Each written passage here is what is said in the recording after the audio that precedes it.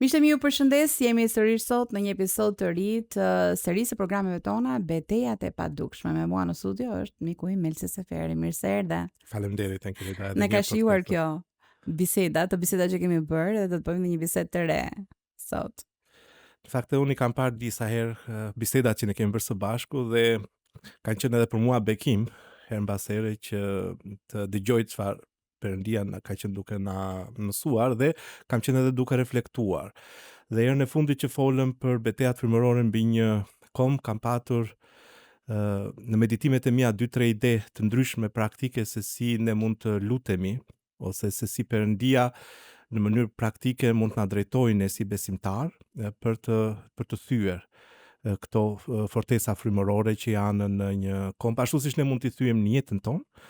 Ka njerëz që përballen me fortesa sëmundje në jetën e tyre, ka njerëz që përballen me probleme të trashëguara në jetën e tyre, ka njerëz që përballen me beteja frymërore në mendjen e tyre dhe në parim, njësoj siç ne personalisht përballemi me këto beteja, ne përballemi edhe në familjet tona, me fëmijët tanë, ne përballemi edhe në kombin tonë. Edhe në parim, me Perëndin siç ne mund t'i thyem këto beteja në jetën tonë personale, në familjen tonë, ne mund t'i thyem me Perëndin edhe në një komb. Ndalemi pak në këto fortesat frymërore të kombit shqiptar, po flasim këtej kufirit dhe matan kufirit. Cilat janë disa fortesa që ne mund të identifikojmë dhe pastaj do të flasim në për disa mënyra se si zgjidhet ky. Ka një problem, por ne i besojmë atij që i zgjidh të gjitha problemet. Dhe prandaj kemi ardhur së bashku për të hedhur dritë pak më shumë në atë që fjala e Perëndis thotë. Një nga gjërat që kemi folur deri tani është që fuqia më e madhe që Zoti na ka dhënë është fuqia e të rënit dakord.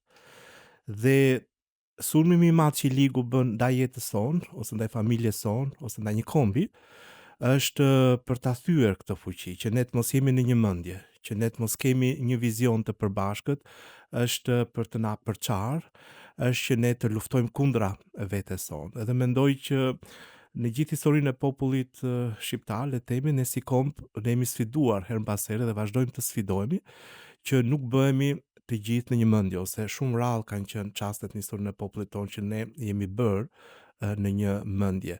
Dhe nëse ne bëhemi në një mendje dhe kemi një vizion, atëherë ne mund të ecim përpara në ato planet që Perëndia ka për ne si popull.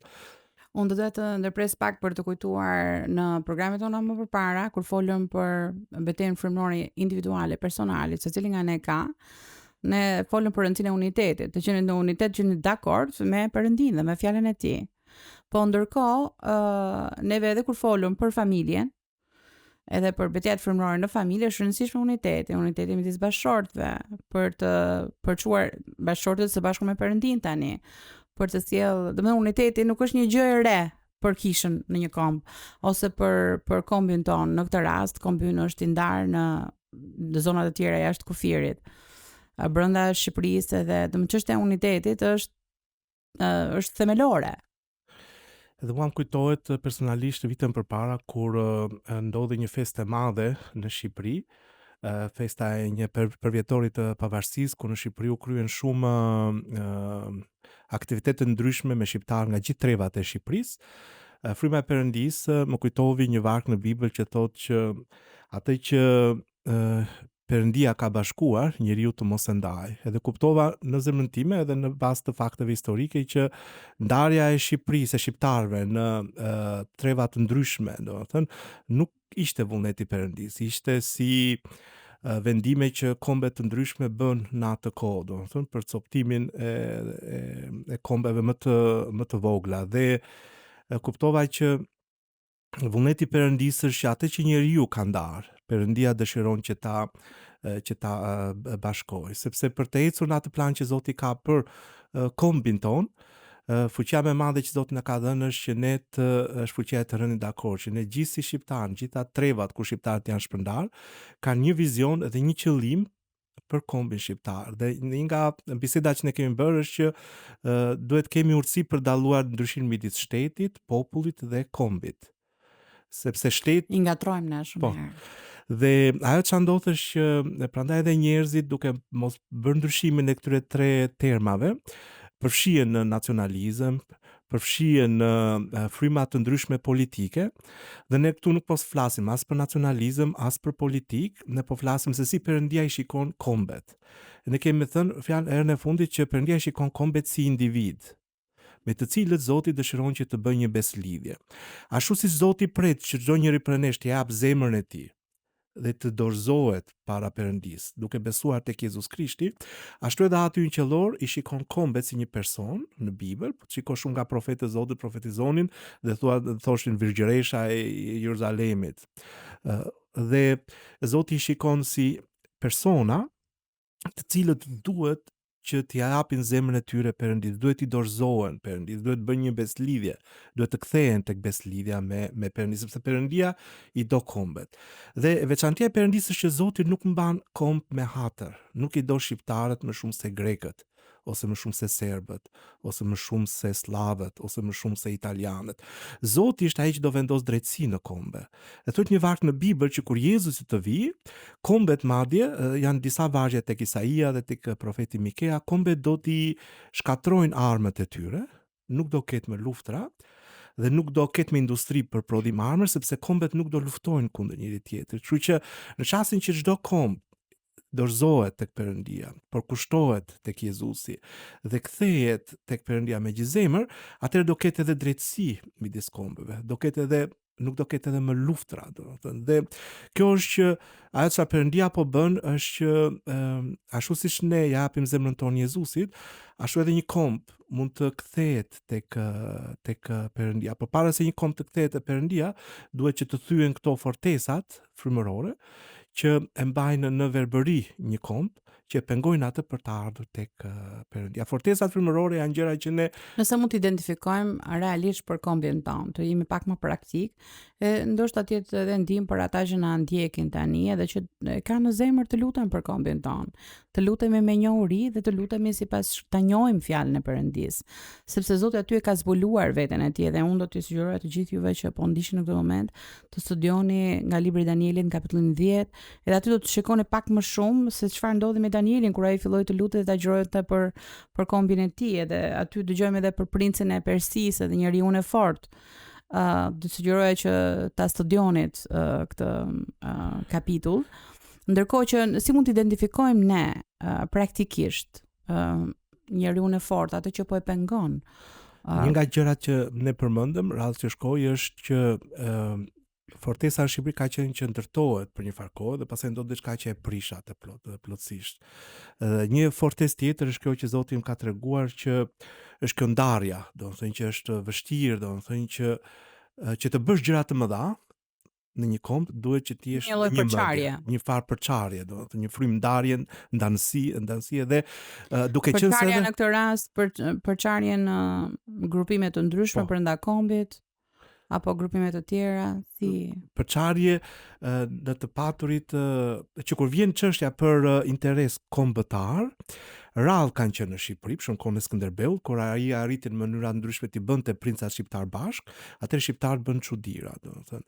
Ose në kohën e pavarësisë, ne e përmendëm edhe herën e parë që kishte komisione të ndryshme shqiptarësh te konferenca e paqes, të gjithë me agjenda të ndryshme që ishin paguar nga këto vende të fuqishme për ta copëtuar Shqipërinë, domethënë, dhe ishte vetëm presidenti Wilson, atëherë indikuar nga besimtarët ungjillor, siç jemi ne tani, që vendosi veton e tij që Shqipëria nuk do të. Një nga Motra Qiriazi ka qenë prezente tek. Motra Qiriazi që përdori ndikimin e saj tek presidenti i Amerikës. Dhe to frymra ndasie unë i kam vënë edhe më lehtë për shkak sepse unë kam 15 vitet e fundit unë jetoj jashtë Shqipërisë dhe kur ti jeton jashtë Shqipërisë ke disa favore, ti shikon disa gjëra ndryshe sepse ti ke të drejtë ta krahasosh me vendet ku ti jeton ose ke jetuar. Për shembull, unë kam 15 vjet kam jetuar në Gjermani dhe tani në Zvicër dhe zvicerianët kanë arritur që 3-4 kombësi të ndryshme të bëjnë të formojnë një shtet për 300 vjet.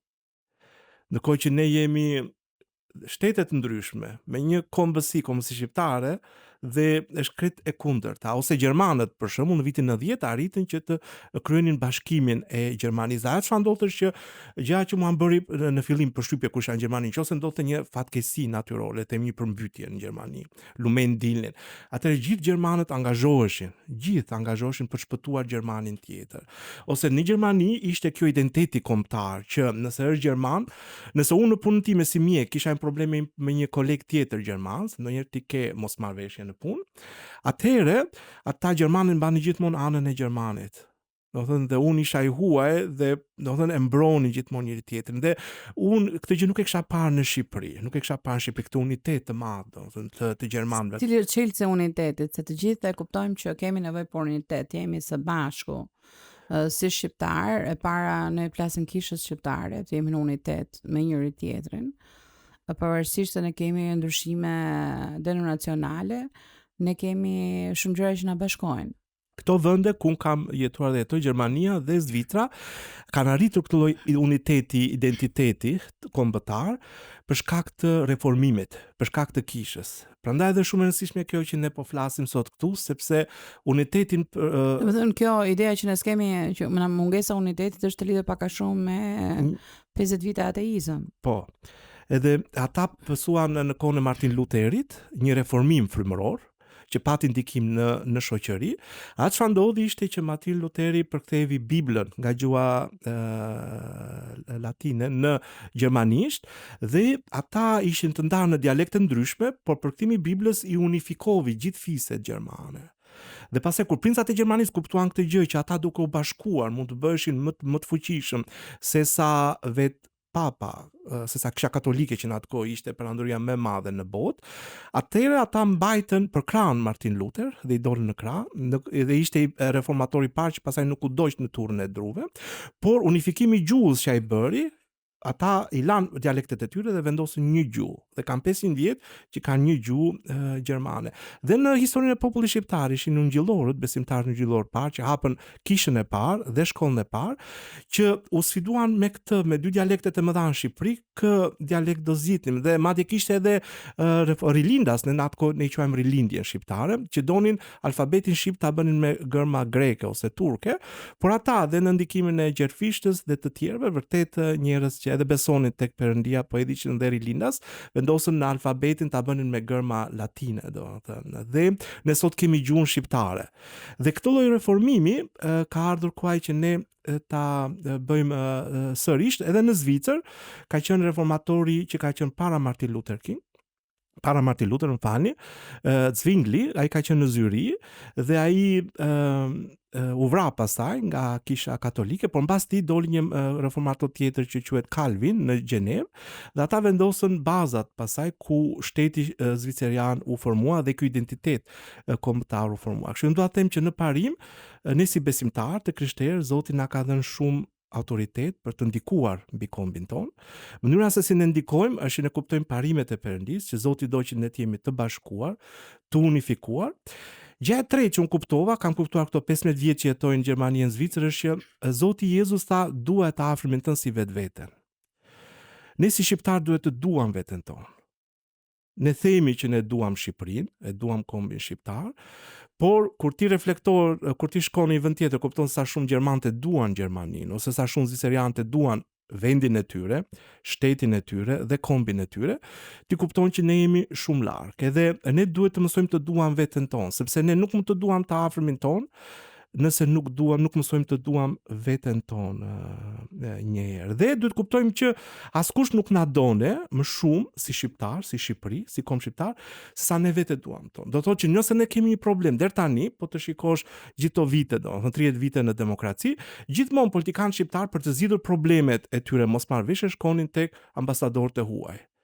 Dhe unë kur vajta në Gjermani, tani në Zvicër, kur unë shikoj këtë unë qesh, sepse them askush nuk të do ty më shumë sa ti do veten tënde. Dhe s'mund të jenë të huajt, s'mund të jenë amerikanët, s'mund të jenë gjermanët, italianët, që të zgjidhin ty problemet. Kur je në opozit në një, mos shko tek ata të huajt, por shko tek ai që është në opozit, shko tek ata të tjerët, vëllezërit e tu, dhe gjej gjuhën me ata, duaj ata. Po pra, duhet të duam njëri tjetrin, dhe kur ka çështje, jo në çdo çështje, por ka çështje të nivelit të lartë që janë me rëndësi kombëtare, që gjermanët unifikohen, grekët unifikohen, zvicerianët unifikohen, italianët unifikohen, atëherë edhe ne si shqiptar duhet të arrijmë për çështje të interesit kombëtar që të jemi në një mendje dhe të mos luftojmë njëri tjetrin. Do të të shkoni pak te kisha, si të ne si besimtar, cilësh çelësi të qenurit në unitet me njëri tjetrin. Edhe çfarë roli kemi ne si kisha e Zotit në këtë vend?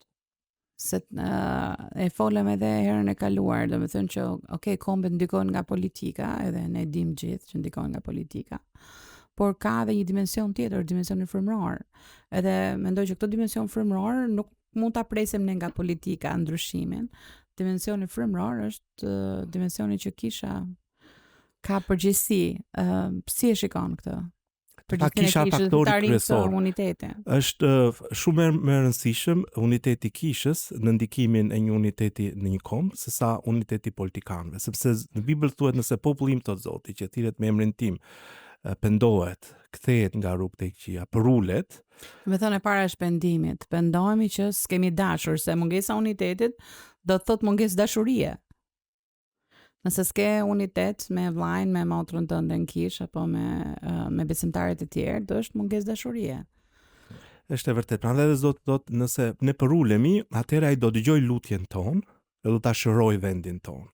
Do thotë që këto plagët e vendit tonë, të Shqipërisë, të kombit tonë, Zoti mund t'i shëroj vetëm nëse ne përulemi, kthehemi tek Perëndia, lutemi bashkë me njëri tjetrin dhe kuptojmë që qëllimet e Perëndis mbi jetën tonë, mbi kishën tonë, mbi familjen tonë, mbi kombin tonë janë më të larta se sa qëllimet tona personale që ne kemi.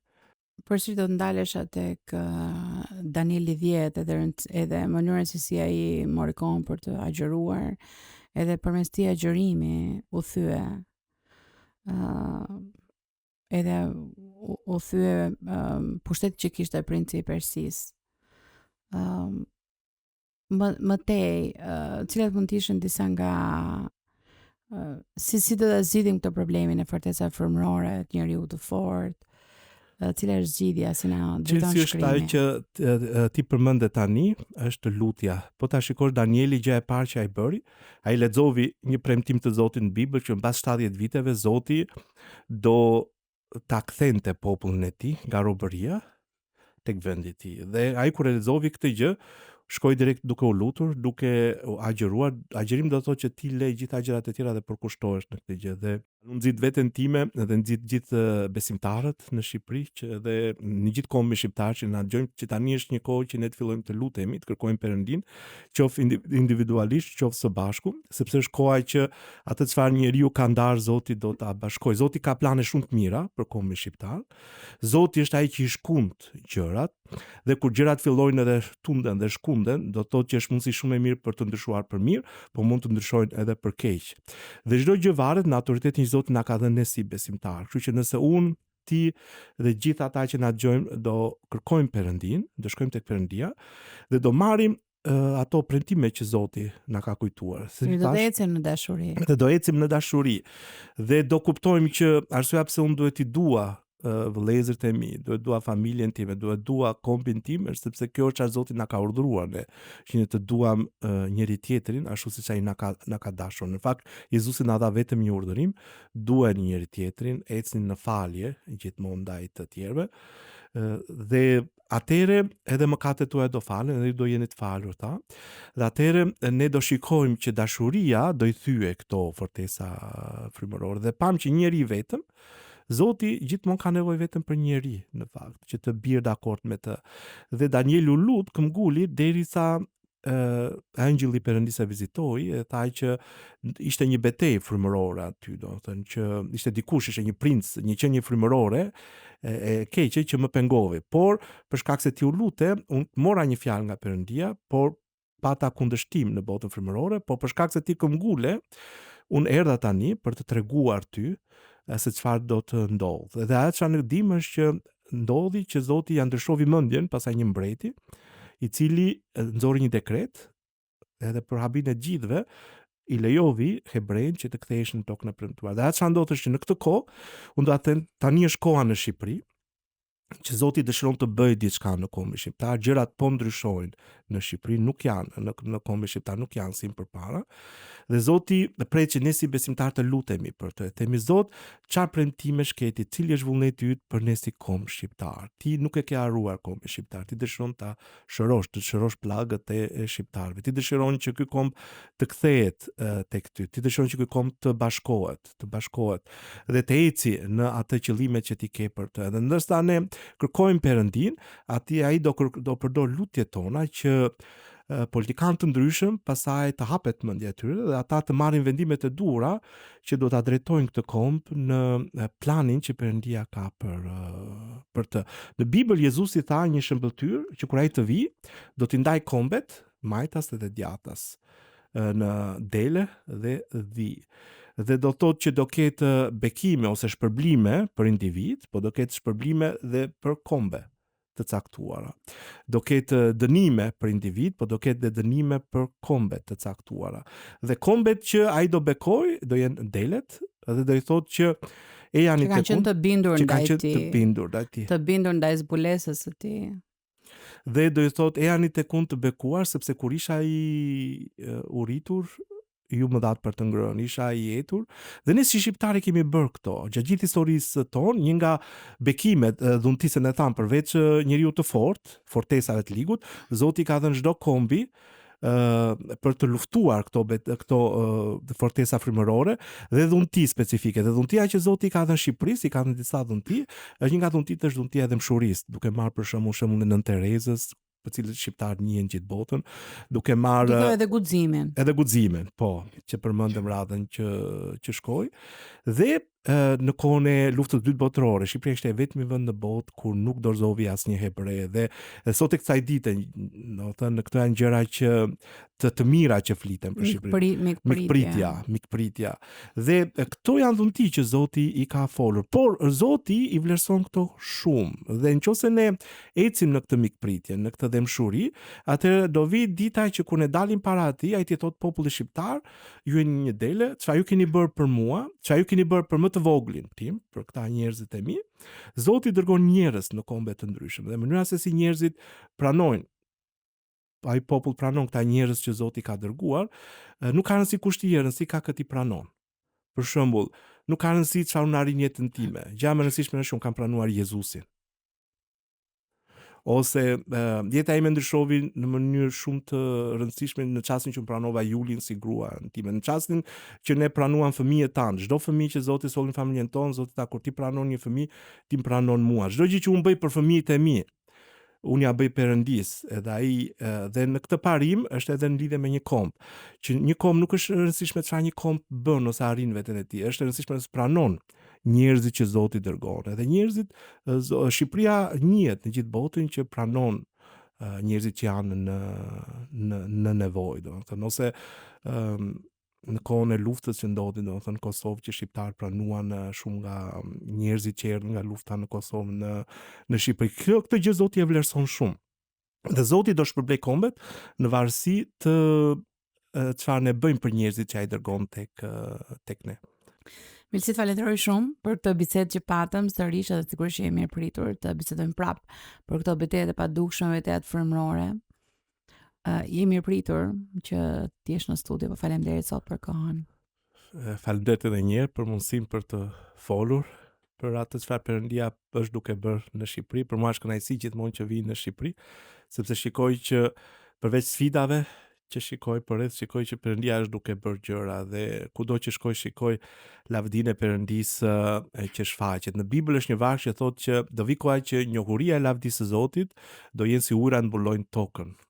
Dhe duke medituar kohët e fundit kuptoja që kjo nuk do ndodh automatikisht. Ne si besimtarë themi që do vinë ditë Zoti do derë lavdinë e tij nga lart, edhe do jetë kaq e dukshme lavdia e Perëndisë kudo përreth nesh, saqë do jenë si ujërat mbulojnë tokën. Edhe fryma e Zotit ajota nuk do jetë kështu. Edhe mënyra se do ndodhë është që çdo njeri prej nesh do jap lavdi Perëndisë në gjëra të vogla ose të mëdha që Zoti bën në jetën e tij.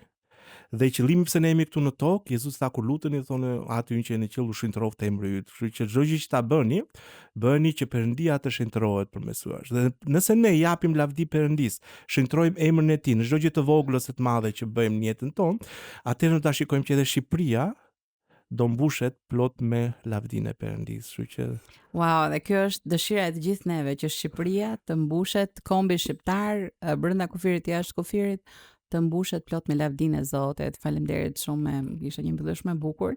Edhe për gjithë ju që na keni ndjekur sot, unë ju falenderoj. Do doja t'ju kujtoja edhe një herë që të shkoni në fjalën e Perëndisë, aty ku Zoti ka zbuluar veten e tij çdo ditë.